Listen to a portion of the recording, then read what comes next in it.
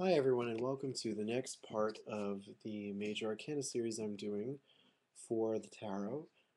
In this video we're going to be talking about number 6, which is the Lovers, of course. Now, the Lovers is one of the more complicated cards of the Tarot, um, because it is one of an inherently contradictory nature, basically. Um, it is, for that reason, just kind of tough to talk about sometimes, and I think it's, especially Crowley's Lovers, is more confusing, I think, than some of his others. Um, and even if any of you have read the Book of Thoth, I'm sure many of you got to the Lovers and, just got confused the first time you read it. I know I did. I didn't really know what to do with that when I first read that 2 years ago. So it's definitely a card that I've had to meditate on and do a lot of back reading on. But it ultimately has kind of a simple meaning, I think. Um, the idea is that it represents the concept of division, basically, of separation. Um, First of all, it is the letter Zain in Hebrew, and the letter Zain means a sword.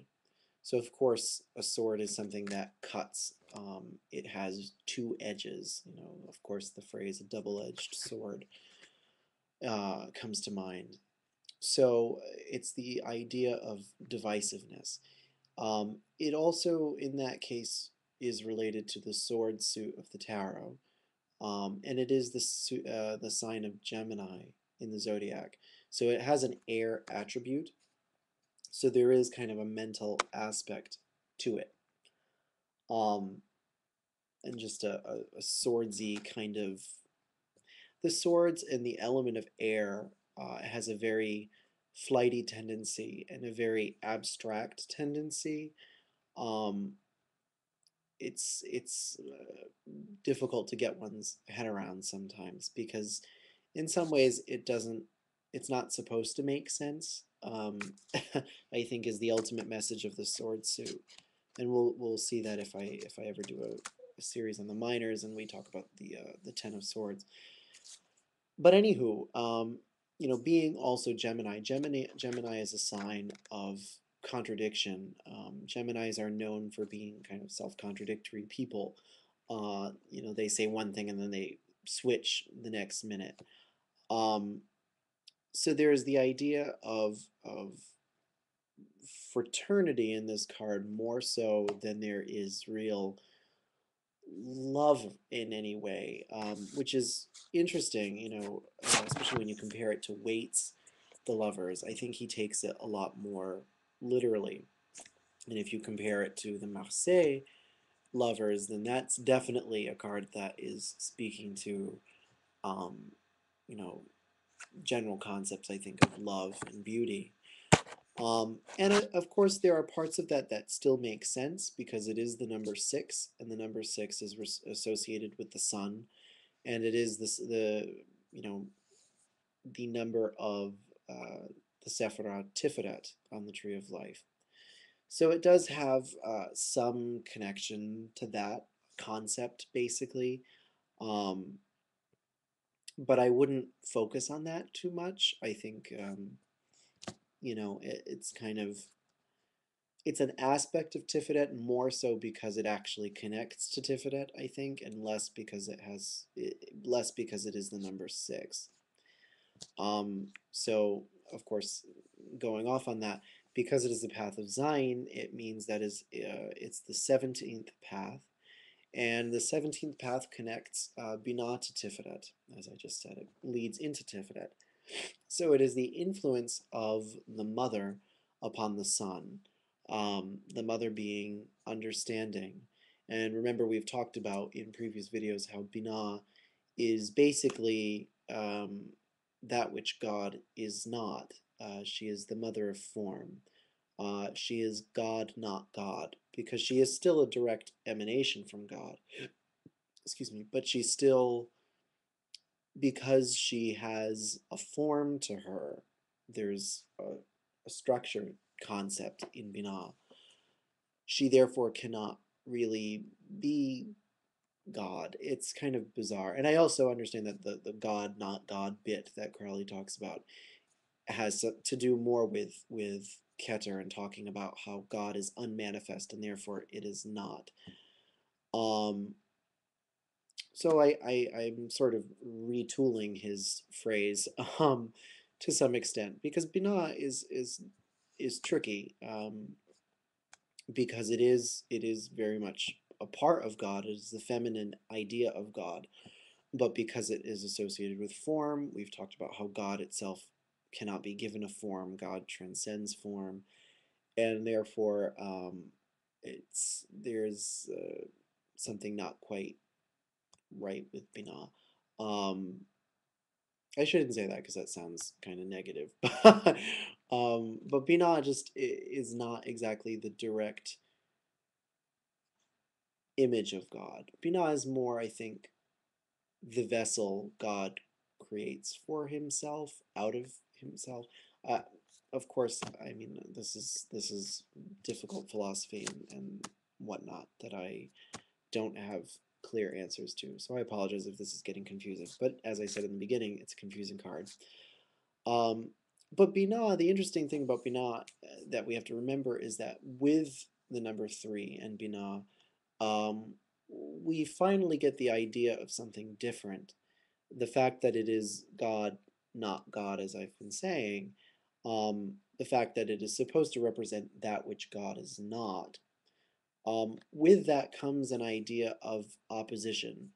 The idea of duality is very much present in Binah, and it is reflected in the Lovers card because the Lovers comes from Binah, and again, as I said before, it's the influence of that duality upon the consciousness or the elevated God consciousness of man, basically, um, in Tiferet.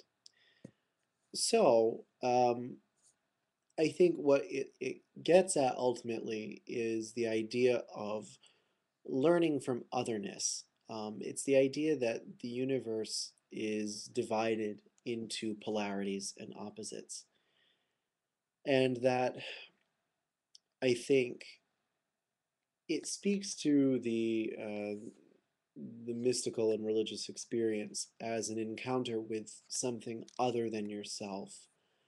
Um, and I think what we would find is that once one finally reaches Keter, the discovery and the revelation there is that it is not the other, it is really the self.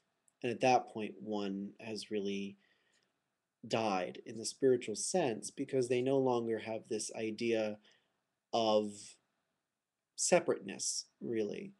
They feel connected to this kind of all penetrating life force that Keter represents in each of us.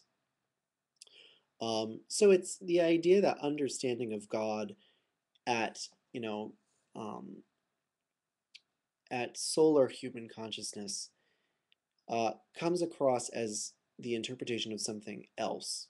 It's the interpretation of the other. And with that comes change and growth. This is a very important and interesting aspect of, I think, some of the philosophy we're dealing with tarot and Kabbalah. And to some extent, Hinduism as well, because Crowley did try very hard to incorporate that. To what extent he was successful is, of course, very much up for debate. And many religious scholars kind of laugh at the way Crowley and many other late Victorian Englishmen tried to deal with, Buddhism and Hinduism and Tantra and what they thought these things were and how wrong they were. Um, but anywho, it's the idea that I think if if God is perfect and if God is total, if God is the sum of all things, then God is complete in and of itself and does not require anything else. We talked a bit about this in The Fool.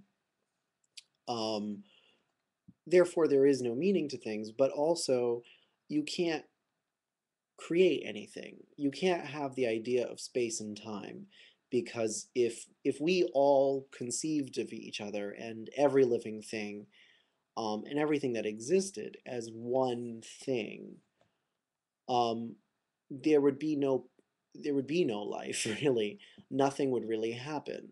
I think everything would be in a state of general potential, but nothing basically. It's kind of hard to conceptualize, but it makes sense. I mean, if it's sort of like saying if you and I were the exact same thing, or we perceived each other to be the same thing, we would not act against each other. And so, therefore, there could be no interaction between us at all, and therefore, no interplay of energy between the two of us. Now, if you extend that image to the entire universe, if the entire universe thought it were all one thing, and believed that and felt that, it would not be able to create any event whatsoever. No event would ever happen, and the universe would remain in stasis. So, this is the beauty of the Lover's card. It is saying that God, in his infinite wisdom, as he is represented here, this is, getting at the image here. The image Crowley tells us is that of creation. He says it's supposed to be a hieroglyph of creation, a la Genesis, sort of. And this explains why we have Eve in this corner and Lilith on the opposite corner, and Cain and Abel on the bottom, and Adam and Eve essentially as the king and queen there, or the emperor and empress, whatever. But God the Father is symbolized by the hermit here, and the hermit is essentially a representation of alchemical Mercury, or the god Hermes, the Logos, basically, the will of God. Excuse me. So we're getting back to the idea of the Magus. In this sense, it's kind of like the Magus in a different guise. The Magus is the revelation of the Logos at its highest level. The Hermit is the Logos operating on a slightly lower level, more as a psychopomp type figure. In other words, a guide of the dead. So it's more God's connection to the material world in the Hermit, as opposed to God's connection to the entire metaphysical world, which is the Magus. Is what I'm sort of getting at here. So in other words, God, the Father here, is in the sign, what we call the sign of the Enterer, with his hands over them. And he's got this lovely little scroll wrapped around his hands, and that is supposed to represent the Word of God, which is synonymous with the Logos concept. And we have Eros up here, blindfolded with his bow and arrow, and the bow and arrow is, of course, a symbol of willpower. So all of these symbols put together really just represent the will of God. And Eros is an interesting thing, because in Freudian psychology, Eros is the will to live.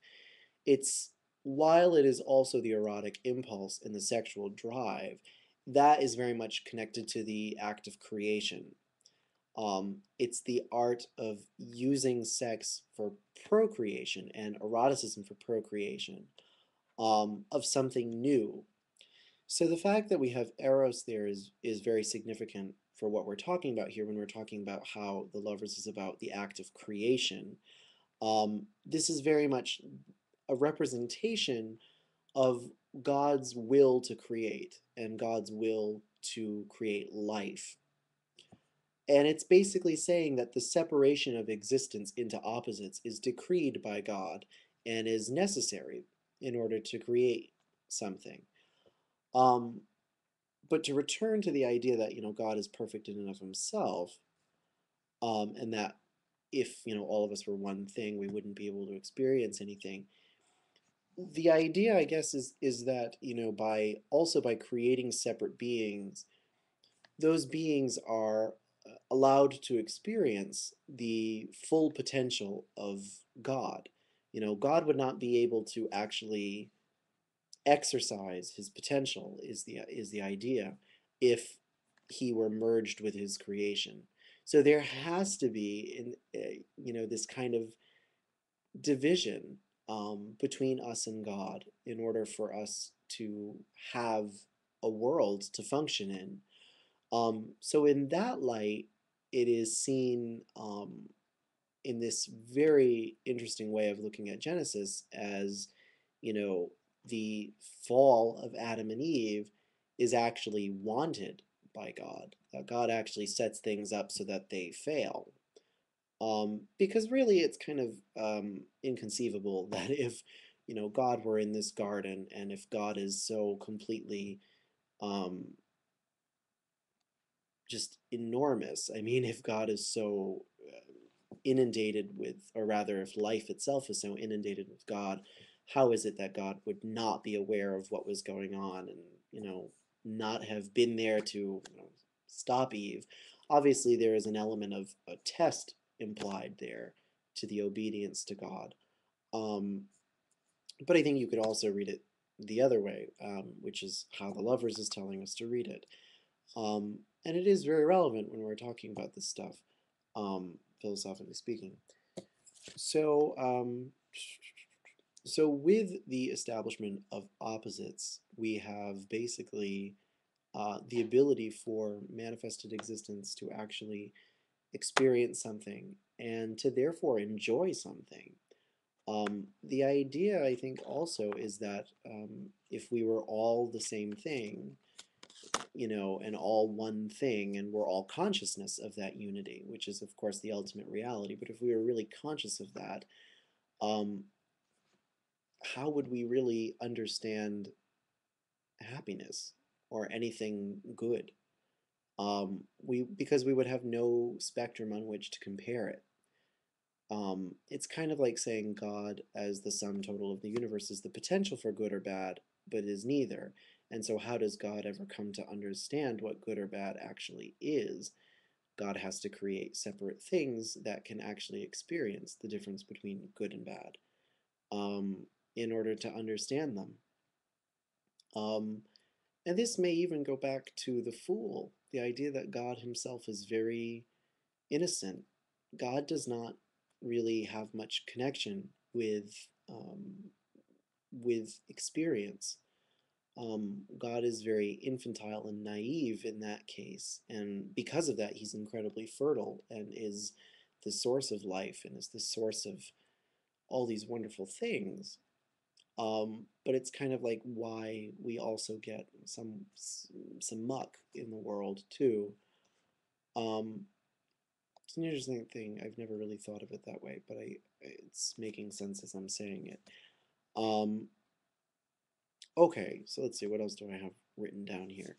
Um, right, so even though that separation creates imperfection, because of course the other idea is that if we all were cognizant of our unity, we would not have the need for anything. All things would be complete unto themselves. Um, there would be no such thing as want or desire. And so there would be no impulse towards action. There would be no goodness, and there would be no bad. And so this is kind of a risky move on God's part in this picture. Uh, and even just by looking at the Sephiroth, it is a risky thing.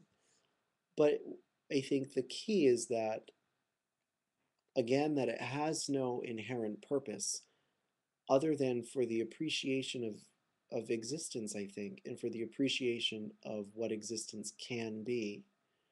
Um, because again, none of this would be present without the separation. So imperfection is also necessary.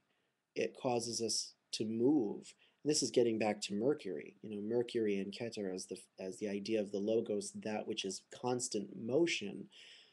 The idea that the universe must be constant motion. This is how we preserve that. This is how that remains for eternity. So this is an incredibly interesting card. It's got a lot of symbolism and stuff talking about this. Um, and to continue talking about some of this symbolism, we have, of course, Adam and Eve. We have Eve on the right here, and Adam on the left. And this is also kind of interesting because if we think about the idea of left and right, usually femininity is associated with left and masculinity on the right. So really, we are supposed to be, I would argue that we are supposed to be looking at this card from the direction of God, and that this is really a reflection, very similar to the nature of the card as duality. And if we look at it from the perspective of God, then we are synonymous with God. And so in that case, it is going very much along the lines of Thelemic and Crowleyan philosophy, that each of us is a god in and of themselves, and that essentially each of us as a god uh, determine the separation of our existence. We make the choice to incarnate in the real world, which is how we get into Tiphareth. We make the choice to divide ourselves into a being of form, basically, and in doing so, cut ourselves off in some way from knowledge of that life force and that unity. And so we subject ourselves um, to to pain and to sorrow, but also to happiness and all the other wonderful things that life is made out of. So this also is connected to Tiferet in the sense that Tiferet is the Sephirah in which is contained or imagined all the self-sacrificing gods, Messiah figures, Dionysus, Mithras, Osiris, Christ, Christ being the obvious one. Um, so that's also an incredibly interesting perspective there too. Um, let's see, what else do I have? The other very interesting thing on the bottom here is Abel here, the white child, is Cain with his bouquet of flowers, and sorry, mirroring. This one, the other one, is Cain, the black child, with his club. Um, and of course, this is not intended to be racist. I don't think it's really just saying that Cain is associated with the masculine principle here, and Abel with the feminine principle here. Um, right. So, but all that aside, also Cain's club is sort of like a phallus, and Abel's bouquet is of roses, I believe it's supposed to be, and the rose is a symbol for the feminine. Um, Also, Abel's bouquet is of 4 flowers, which is interesting, whereas the club is a weapon and therefore more of a symbol of Geburah, which is the number 5 on the Tree of Life. So this is essentially, again, the separation into principles of construction and deconstruction, or passivity and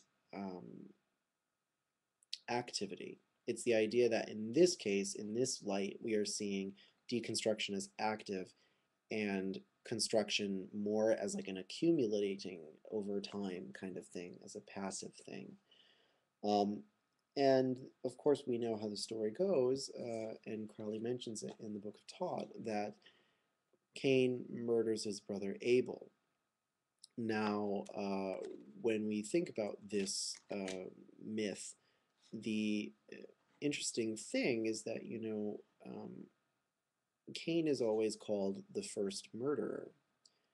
But really, when you think about it, in many ways, Abel is the first murderer. I mean, Abel is the first person to really make a sacrifice of living things, of animals, to God, and sets that trend. So the question becomes, does Cain give God an offering of an agricultural offering because he's stingy, or because he doesn't want to kill another living thing?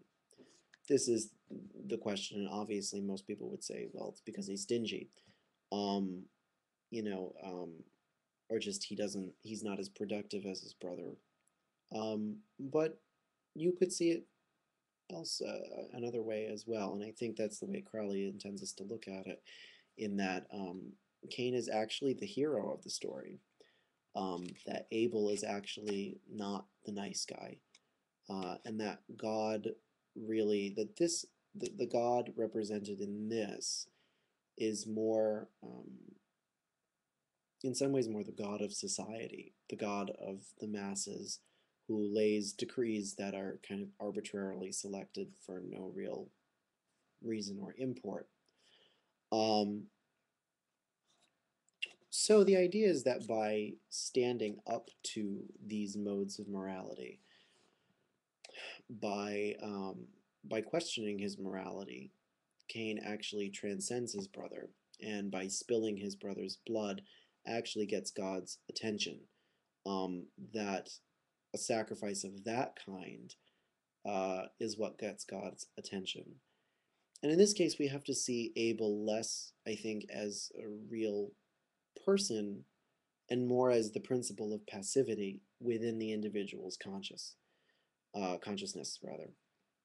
Um, the idea that, by allowing our active, more stereotypically masculine creative aspects within our psyche to destroy essentially the passive, weak aspects and the subservient aspects of our personalities, that this is how we actually get God's attention. And that this is how we basically become better than what we are. Crowley's interpretation of the rest of the story, God is of course very angry with Cain, and exiles him, but he gives him the sign of his treachery of horns. And Crowley says that this is the symbol of initiation. Whether you agree with this or not, this is what was intended, and by Crowley, and what was intended by the reference to Cain and Abel. So again, to kind of take this as you will, but this is what he was getting at. This is what he thought of it. Okay, let's see. Just a few more things. I know this is very long, but again, it's a very complicated thing. Let's see. The last thing I think that's really important, returning to the theme of alchemy in this card, this is really the first, well, no, that's not true, because the real first alchemical card is the Magus, being Mercury, and then the next is the Empress, and then the Emperor. And now they're all in one card. So this is essentially the first idea of separate forces that are going to interact with each other. So it is what is called the Hermetic marriage, or the first conjunctio in alchemy, in which basically a substance is divided into parts, in order to eventually refine those parts and reconsolidate them into something different and new. And this is where we are going to go for the rest of the alchemical trumps in future videos. And we'll talk about those at a later date. It's basically how one comes to know the contents of this thing on the bottom, the winged egg. This is called the Orphic egg, and is essentially a Greek symbol that represents the manifested universe.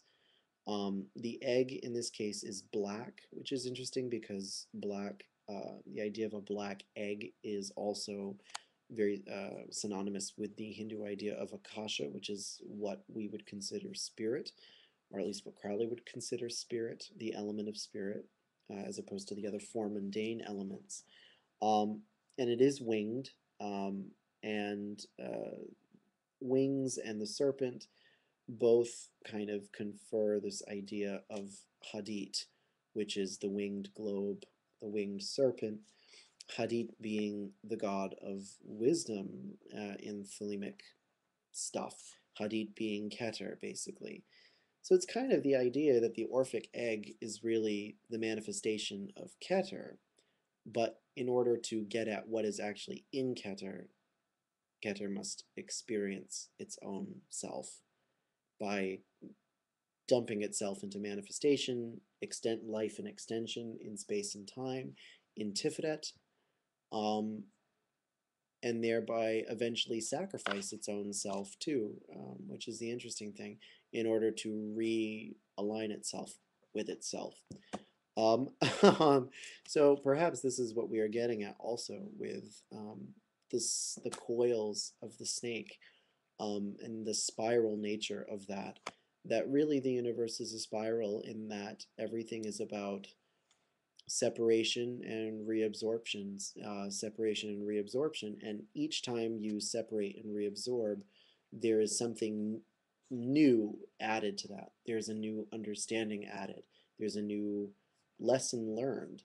And in that sense, the universe becomes a training ground for life, basically. It's kind of beautiful when you think of it that way. Right. So, again, just the one thing I missed, we've also got the lance and the grail, symbols of the phallus and the vagina, the male and female reproductive organs, and their respective capabilities. That's kind of self-explanatory based on what we talked about before. There are other sex magic aspects of that as well, saying that by dividing things into separate things, we eventually are able to reach the lust card, which is number 11 and the symbol of basically the magical impulse and particularly sex magic. But that's for the 11th video, or rather 12th video in the series. And right, I think I've got it all. The other interesting thing is that Gemini is ruled by Mercury, so we have, again, that strong Mercury influence, that strong word or will of God. So again, very interesting card. I hope you found this video helpful, interesting. I realize it was long, but hopefully this had some good stuff for you. In a reading, I would say The Lovers, as Crowley says, is about inspiration and intuition. It's the understanding of God's will descending upon the consciousness of man, basically. It is understanding of otherness, and goes back to the mystical experience I was talking about at the beginning of the video. And basically the ability of ourselves, our own ability to grow and change as people by experience and exposure to other things, basically, by other catalysts and other people and influences, that's incredibly important in shaping us as who we are. And that ultimately the most important of these influences, or if not the source of all these influences, is God itself, or himself, herself. So if you have anything else to add, questions, comments, concerns, etc., by all means, please leave them in the comments. I've really enjoyed some of your additions and whatnot. So again, hope you've been enjoying these, and I'll see you in the next video for number 7, the Chariot. Bye.